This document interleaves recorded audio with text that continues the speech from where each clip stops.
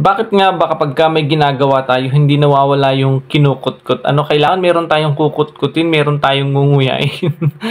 Halimbawa, kapag ka nanonood tayo ng TV o kaya kapag ka tayo may work na kailangan tapusin, laging meron tayong kalapit na kinukutkot gaya nito. Ayan, kumakain tayo ngayon ng lansones.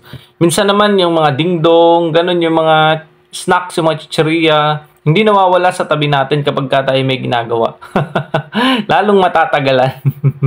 Ayan guys, so bali kumakain ako ngayon ng lansones. Ayan, dala to ni Mami kagabi, galing sila sa Laguna. Di ba nakakatuwa?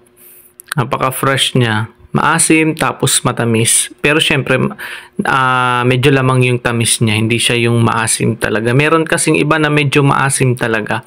At habang may ginagawa nga tayo, yan, kasama natin tong ating kutkutin nito para tayo ay makapag-isip. Kailangan to para gumana ang isip.